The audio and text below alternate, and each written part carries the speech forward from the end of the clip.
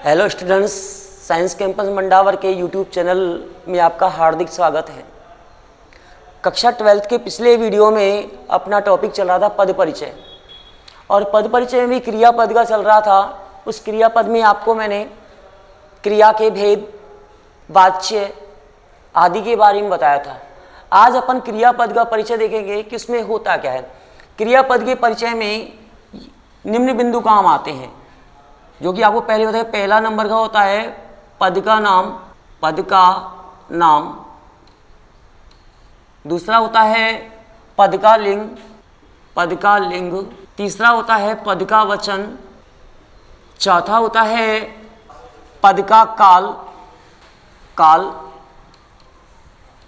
पांचवा होता है पद का वाच्य। छठा होता है पद का कर्ता, कर्म। ये सारे बिंदु यहाँ बताने पड़ते हैं क्रियापद के परिचय में। अगर केवल हमसे कहा है कि निम्न क्रियापद के दो बिंदुओं के नाम लिखो, तो अपन इस बिंदु का नाम लिखना हमारे लिए आवश्यक होता है, पद का नाम। जब तक इस बिंदु का नाम नहीं लिखेंगे हमारे आंसर अधूरे माने जाएंगे। जैसे कि हमारे पास एग्जाम्पल है यथा, जैसे हमारे पास आ गया कि मोहन काट रहा है।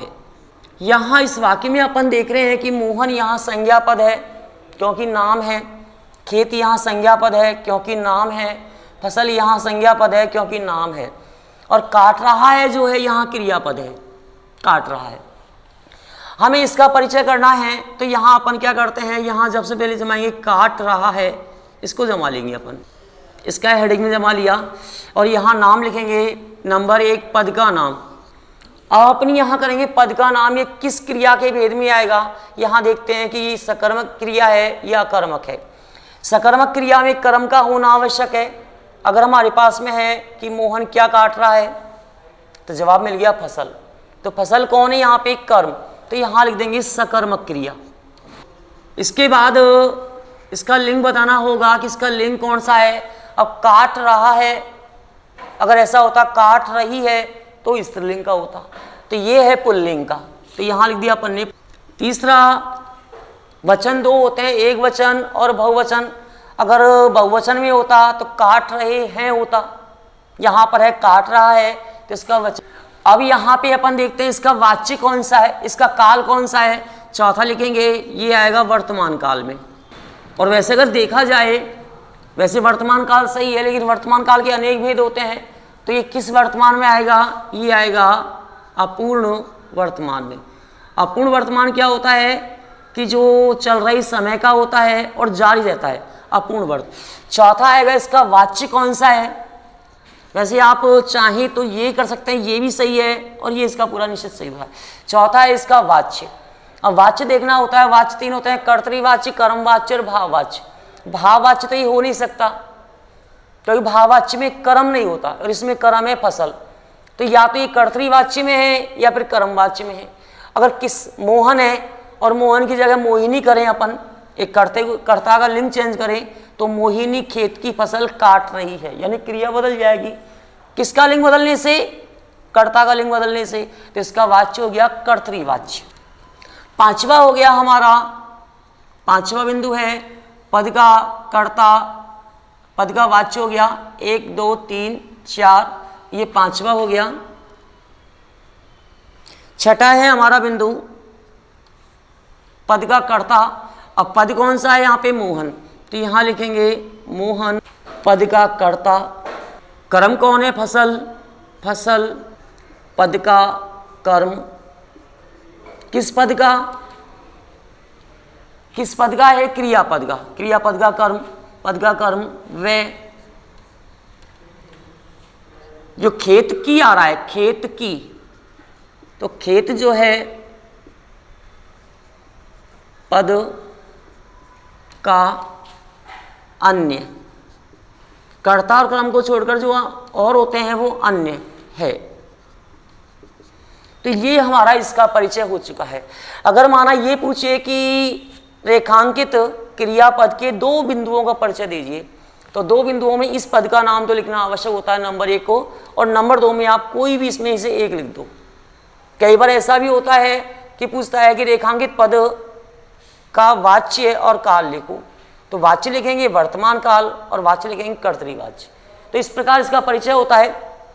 और देखते हैं इसके अलावा अपन उदाहरण, हमारे पास ऐसा आ गया, हमारे पास आया है सीता गाना गाती है। 3 सीता गाना गाती है यहाँ पे है, और हमारे पास अंडरलाइन दिया है गाना गाती है पे। अब यहाँ पे 2 क्रिया बन गई, एक तो गाना एक गाती। अब गाती की क्रिया भी गाना ही है, तो यहाँ पे अपन ने यहाँ लिखता है, यहाँ लिखना है अपन को गाना गाती है। इसका पहला बिंदु हो जाएगा सजातीय क्रिया, क्योंकि दोनों की धातुएं समान है। नंबर 2 इसका लिंग क्या है, सीता गाना गाती है, लिंग है इसका स्त्रीलिंग। इसका वचन क्या है, इसका वचन है एक वचन। काल गाती है, चौथा है ये वर्तमान। काल या कह सकते हैं अपन सामान्य वर्तमान। सामान्य वर्तमान, जहाँ पे ता है ते आते हैं, सामान्य वर्तमान होता है, सामान्य वर्तमान काल है। 5वां है इसका वाच्य, सीता की जगह राम कर दें तो राम गाना गाता है, क्रिया बदल जाएगी, तो यहाँ हो गया ये कर्तरीवाच्य। 6ठा हो जाएगा, केवल एक ही है यहाँ पे, बाकी तो सारी क्रिया में आ गई है, तो सीता क्रियापद का करता है। तो ये इसका परिचय हो गया हमारे। और देखते हैं हम, जैसे ये आ गया हमारे पास में है बालक, एक बालक था, हमारे पास अंडरलाइन है था पर। तो था भी एक क्रिया है, लेकिन ये किस क्रिया में आती है, ये आती है सहायक क्रिया में। जैसे अंग्रेजी में हेल्पिंग वर्ब होते हैं is, am, are, was verb, ऐसे हिंदी में भी क्या होते हैं, सहायक क्रियाएं होती हैं हो, था, थे, थी। तो अपन ने यहाँ उतार लिया परिचय में था। पहला बिंदु लिखेंगे सहायक क्रिया, इसका लिंग पुल्लिंग होगा, अगर थी होता स्त्रीलिंग होता, ये है लिंग पुल्लिंग। इसका वचन एक। चौथा इसका काल भूतकाल, ये किस भूतकाल में जाता है, पूर्ण भूतकाल में जाता है। 10वीं क्लास का एक काल संबंधी वीडियो है, उसको आप देख सकते हैं और मालूम कर सकते हैं कि पूर्ण भूतकाल में क्या होता है, आसन्न में क्या होता है। वैसे ही अपन यदि भूतकाल को लिखेंगे तो अभी हमारा सही माना जाएगा। 5वां होता है इसका वाच्य, एक बालक था। अगर ऐसा करते हैं एक बालिका थी, तो बालिका यानी चेंज करेंगे अपन यहाँ पे, तो ये क्रिया बदल जाएगी, तो वाच्य होगा कर्तरीवाच्य। और 6ठा बिंदु होगा था क्रिया का कर्ता, था क्रिया का कर्ता बालक, ये इसका हो गया। तो कैसे भी क्रिया हमारे पास आ जाए, यदि हमको उसका भेद याद है कि किस भेद में है, अकर्मक में है, सकर्मक में है, या सजातीय है या संयोजी है। माना हमारे पास ऐसा कोई उदाहरण आ गया, जैसे आ गया कि सेठ आ गया, ये माना हमारे पास कोई वाक्य है। अगर माना अंडरलाइन हमारे पास गया पर है तो ये रंजित क्रिया, आ पर है तो ये है मुख्य क्रिया, जाकर है तो यह है पूर्वकालिक क्रिया, अलग अलग है। और माना आ गया पर है तो ये है संयुक्त क्रिया या विजातीय क्रिया। माना अपन करते हैं पहले जाकर पर करते हैं, जाकर का परिचय, जाकर। इसका पहला बिंदु होगा पूर्वकालिक क्रिया, पूर्वकालिक क्रिया। इसका लिंग जाकर, सेठ दुकान जाकर आ गया। जब इसका लिंग, इसका जो कर्ता पुल्लिंग में है तो यही पुल्लिंग में होगा, पुल्लिंग। वचन इसका एक वचन। अगर ऐसा होता है लोग दुकान जाकर आ गए तो ये बहुवचन में होता, अब है ये एक वचन में। चौथा है काल, जाकर है, सेठ दुकान जाकर आ गया, तो जा चुका है यानी पहले हो गया, तो यहां आएगा भूतकाल में, भूतकाल में। पांचवा है इसका वाच्य क्या होगा, सेठ दुकान जाकर, सेठानी दुकान जाकर आ गई, यानी कि वाच्य, तो ये वाच्य होगा इसका कर्तृवाच्य। छठा है जाकर क्रिया का तथा, जाकर क्रिया का कर्ता सेठ है तथा कर्म दुकान है, ये इसका हो गया। अगर हमारे पास इसका करना है, आ गया का करना है माना कि, तो कर सकते हैं अपन। सजा विजातीय क्रिया है ये, पुल्लिंग में है ये, एक वचन में है ये, भूतकाल में है ये, कर्तृवाच्य में है, और आ गया क्रिया का जो कर्ता है वो सेठ, और कर्म कौन है, दुकान। और इसकी अगर लिखना चाहें तो पूर्व वाली क्रिया इसकी जाकर। तो इस प्रकार इसका किसी भी वाक्य में रहने वाली क्रिया का परिचय अपन दे सकते हैं, बशर्ते उसके लिए क्रिया के भेद की जानकारी होनी चाहिए, वाच्य की जानकारी होनी चाहिए और काल की जानकारी होनी चाहिए। तो फ्रेंड्स, इस प्रकार हमारा एक क्रिया का पद का जो परिचय है ये पूरा हो चुका है। इसके बाद पांचवा बिंदु हमारे पास चलेगा कि क्रिया विशेषण पद का परिचय देने के लिए क्या करते हैं। जैसे अपन ने संज्ञा पढ़ी, सर्वनाम पढ़े, विशेषण पढ़े, क्रिया पढ़े, ये चारों विकारी में आते हैं। अब जो चार आने वाले हैं पद, जिनमें पहला पद है जिसका नाम है अपन क्रिया विशेषण, दूसरा है समुच्चय बोधक, समुच्चय बोधक, तीसरा होता है संबंध बोधक, संबंध बोधक, और चौथा होता है जिसका नाम है विस्मयादि बोधक, विस्मयादि बोधक। ये चारों पद जो हैं ये अविकारी में आते हैं। अविकारी में क्यों आते हैं? क्योंकि इन पर लिंग वचन क्रिया कारक का प्रभाव नहीं पड़ता। शब्द को परिवर्तन कराने वाली चार होते हैं, या तो शब्द का परिवर्तन होता है लिंग से, या होता है वचन से, या होता है काल से, या होता है कारक से। चार का लिंग, वचन, कारक और काल। तो इन चारों पर, ना तो क्रिया विशेषण पर, ना समुच्चय बोधक पर, ना संबंध बोधक पर, ना विस्मयादि बोधक पर, चारों पर ना तो कारक का प्रभाव पड़ता है। किसी भी कारक को लगा दो, यों का यों बना रहेगा, ना काल का प्रभाव पड़ेगा, ना वचन का, ना लिंग का। तो चारों पर प्रभाव नहीं पड़ता, इसलिए हम इन चारों कहते हैं अविकारी पद। क्या नाम है इसका? अविकारी पद है चारों।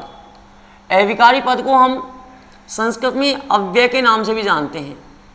अव्यय में संस्कृत में कहते हैं, अविकारी हिंदी में कहते हैं अविकारी पद। तो बारी बारी से एक एक का नंबर लेंगे और इसका हम परिचय देंगे। तो हम पहले ले रहे हैं क्रिया विशेषण का पद परिचय। तो उसके लिए सबसे पहले हमें उस पद के नाम की जानकारी होनी चाहिए कि कौन से पद होते हैं, किन शब्दों को क्रिया विशेषण कहते हैं, किन को नहीं कहेंगे। क्रिया विशेषण जिसको कि अपन इंग्लिश में एडवर्ब के नाम से जानते हैं। एडवर्ब, वर्ब मानी क्रिया की, एड मानी विशेषता, क्रिया की विशेषता। इसकी परिभाषा होता है कि क्रिया की विशेषता का बोध कराने वाले शब्द, बोध कराना मानी जानकारी, बोध कराने वाले शब्द क्रिया विशेषण कहलाते हैं।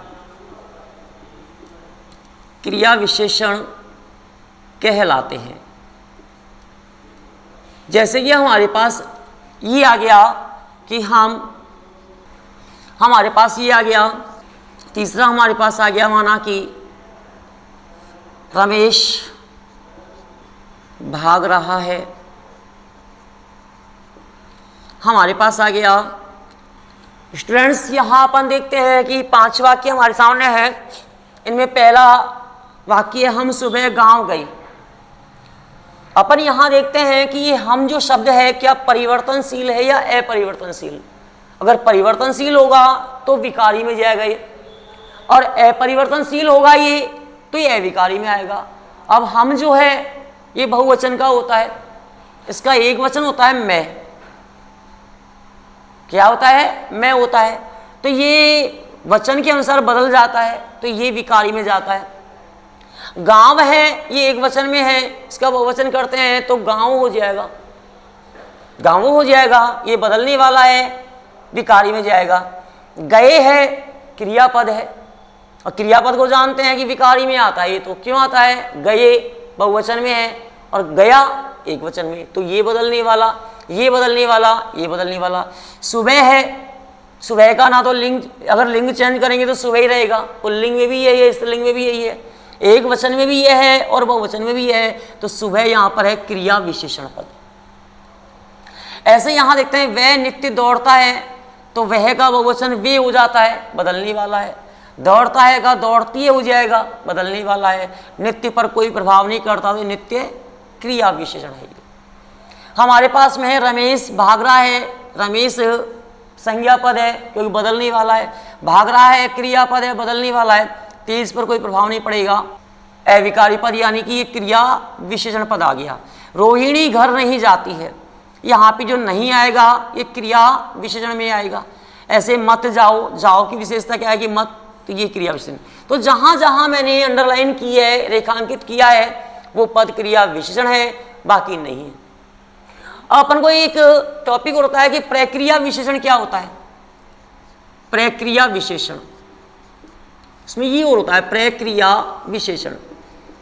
जैसे अपन ने जब विशेषण का परिचय किया था तो वहां पे शब्द आया था प्रविशेषण, और उसके बारे में अपन ने देखा था कि विशेषण की विशेषता बताने वाले शब्दों को हम प्रविशेषण कहते हैं। ऐसे यहाँ है प्रक्रिया विशेषण, क्रिया विशेषण की विशेषता बताने वाले, क्रिया विशेषण की विशेषता बताने वाले शब्दों को प्रक्रिया विशेषण कहते हैं। हमारे पास ऐसा आ गया कि दूध बहुत गर्म है, एक तो ये है, और एक हमारे पास में आ गया माना कि यहां अपन देख रहे हैं कि यहां दूध बहुत गर्म है। ये गर्म विशेषता है, किसकी है कि नहीं है, ये किसकी है, दूध की। और दूध यहां क्रिया नहीं है, संज्ञा है, क्योंकि संज्ञा की विशेषता है। तो ये कौन है, विशेषण। ये कौन है, विशेषण, क्योंकि संज्ञा और सर्वनाम की विशेषता बताने वाले शब्द होते हैं विशेषण। अब गर्म की विशेषता क्या है कि बहुत है, तो विशेषण की विशेषता बताने वाले क्या कहते हैं अपन।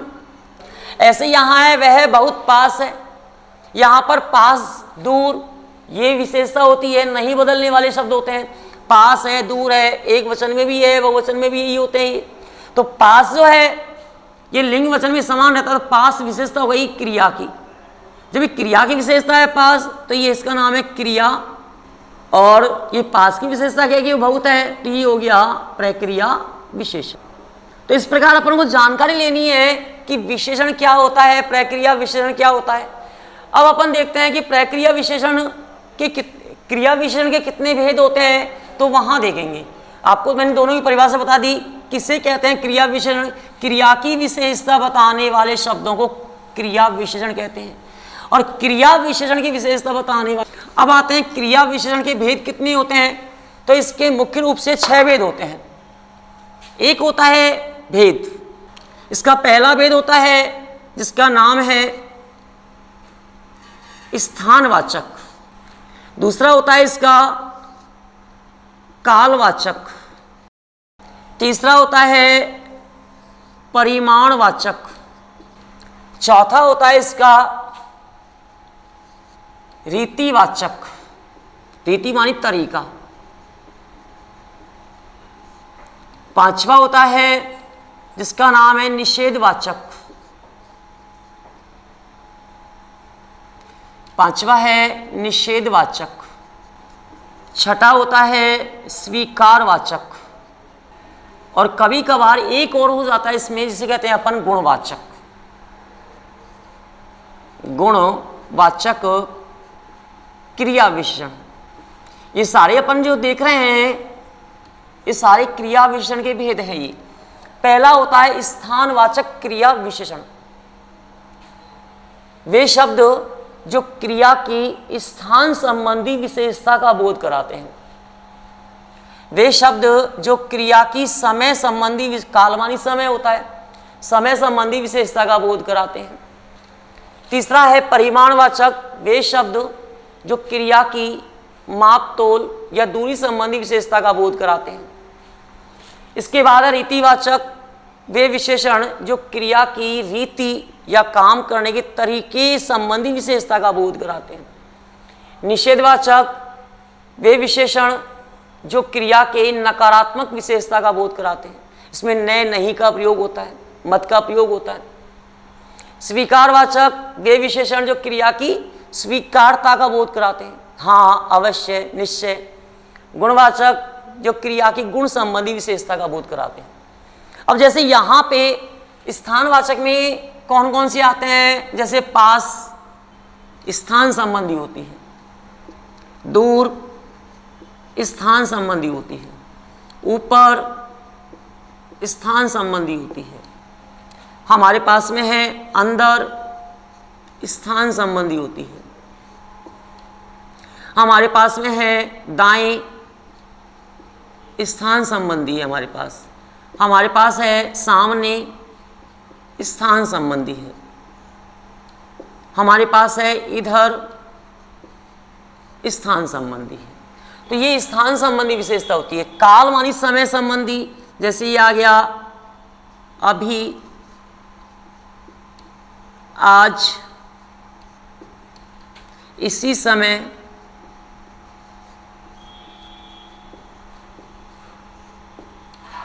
कल, पहले, बाद, ये सारे जो होते हैं इस स्थान संबंधी में आते हैं। परिमाण में होता है मात्रा, जैसे इस मात्रा कम, ज्यादा, अधिक, न्यून, बहुत, ये होते हैं परिमाण संबंधी। रीतिवाचक में तरीका होता है, जैसे आ गया हमारे पास धीरे धीरे, काम किस रीति से हो रहा है, धीरे धीरे आ गया। हमारे पास आ गया तेज, माना हमारे पास है क्रमशः, हमारे पास आ गया लगातार। तो ये रीतिवाचक में होते हैं। निषेधवाचक में होता है न, नहीं, मत, ये निषेधवाचक में होते हैं। स्वीकारवाचक में होते हैं हाँ, अवश्य, इस स्वीकारवाचक में होते हैं। गुणवाचक में होते हैं गुण संबंधी, इसमें जैसे मधुर है, कटु है, ये सारे जो होते हैं मधुर व मीठा, कटु मानी कड़वा, ये यदि क्रिया की विशेषता में आ रहे हैं क्रिया विशेषण, और माना संज्ञा और सर्वनाम की आ रहे हैं तो विशेषण होंगे। तो ये जब तक हमको याद नहीं है भेदों के बारे में, इसका परिचय नहीं दे सकते। अब जैसे हमारे पास में कोई उदाहरण आ गया, उसका परिचय कैसे देंगे अपन। जैसे कि हमारे पास में ये आ गया कि श्वेत, घोड़ा, तेज, दौड़ रहा है। अब यदि हमारे पास में उसने अंडरलाइन दिया है घोड़ा पर, तो घोड़ा एक नाम है, तो संज्ञा पद का परिचय करेंगे अपन। अगर माना उसने अंडरलाइन की है श्वेत पर, तो श्वेत घोड़े की विशेषता है, तो ये पद हो गया विशेषण पद। अगर माना उसने अंडरलाइन किया है दौड़ रहा है पर, तो ये हो गया क्रियापद, उसका परिचय देंगे। लेकिन यहाँ पे हमारे पास यदि दे दिया तेज पर, तो पहले अपन देख सकते हैं कि श्वेत विकारी शब्द है, परिवर्तनशील। घोड़ा परिवर्तनशील है, क्योंकि इसका लिंग चेंज करेंगे नाम चेंज हो जाएगा।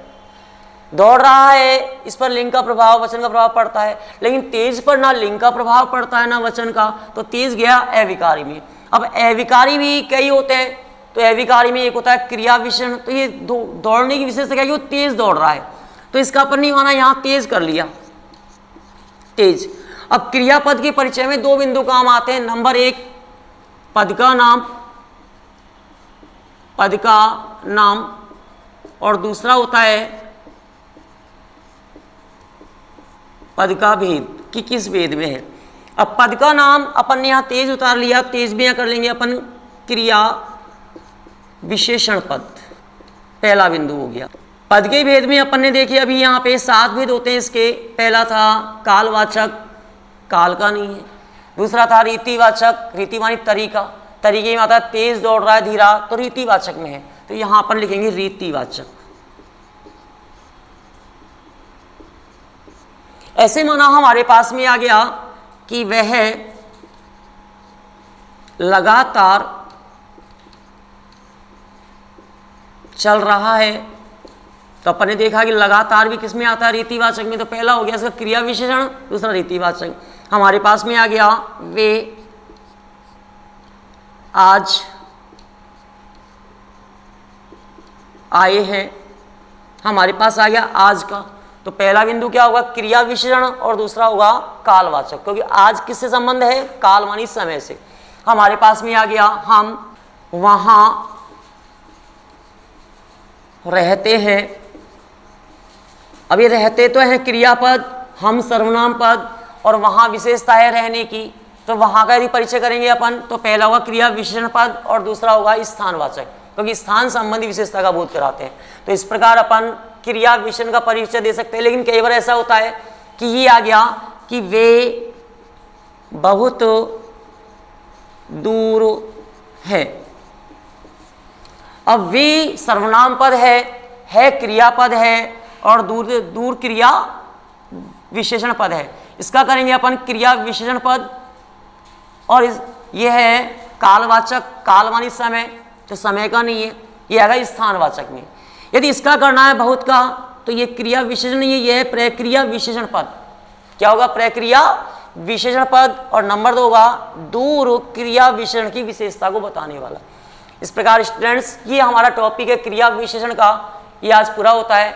कल फिर अपन नई वीडियो में आपको संबंध बोधक, समुच्चय बोधक और विस्मयादि बोधक, इन तीनों की जानकारी देंगे, और तीनों की जानकारी देने के साथ में उसका पद परिचय करेंगे। तब तक आप इस वीडियो के देख करके, अभ्यास करके इसको पूरा याद कर ले।